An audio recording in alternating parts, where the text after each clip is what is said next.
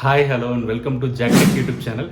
நம்ம இந்த வீடியோவில் என்ன பார்க்க போகிறோம்னா, மல்டிமீட்டர்னா என்ன, ஒரு மல்டிமீட்டரை வச்சு ஒரு பேட்டரியோட ஒரு டிசி பேட்டரியோட வோல்டேஜை எப்படி மெஷர் பண்ணுறதுன்னு பார்க்கலாம்.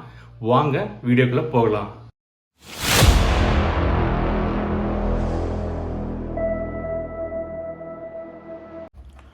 ஸோ இதுதான் மல்டிமீட்டர். மல்டிமீட்டருங்கிறது ஏன் அந்த பேர் வந்துருச்சுன்னா, மல்டினாவே நிறையா.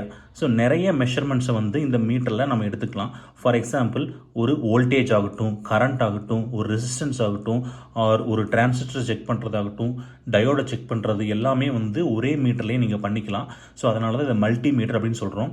ஸோ இப்போ நான் உங்களுக்கு ஒரு பேட்ரி, ஒரு டிசி பேட்டரியை பேட்டரியோட வோல்டேஜை எப்படி இதில் மெஷர் பண்ணுறதுன்னு பார்த்துக்கலாம்.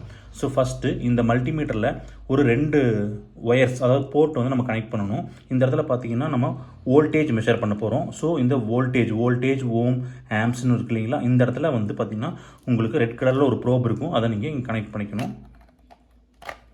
தென் இன்னொன்று நெகட்டிவ், இது red colour positive and black colour negative, அதாவது காமன் இந்த இதில் கொடுத்துக்கணும். கொடுத்துட்டு ஃபஸ்ட்டு நம்ம என்ன பண்ணணும்னா, இப்போ ஆஃப் கண்டிஷனில் இருக்குது, நம்ம இதை ஆன் பண்ணிக்கணும்.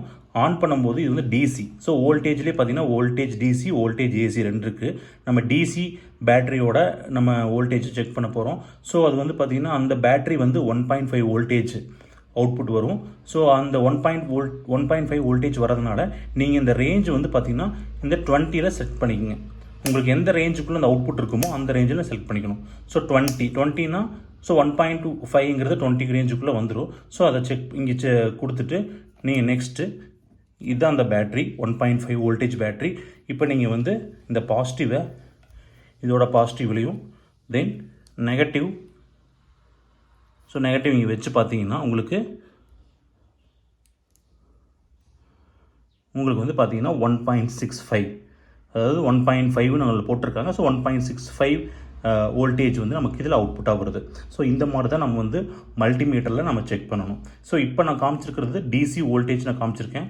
இது இல்லாமல் நீங்கள் ஏசி வோல்டேஜும் பார்த்துக்கலாம். நமக்கு வீட்டுக்கு வர 230 வோல்டேஜை நீங்கள் செக் பண்ணுறதுனாலும் நம்ம இந்த ஏசி மோடை மாற்றிட்டு செக் பண்ணிக்கலாம்.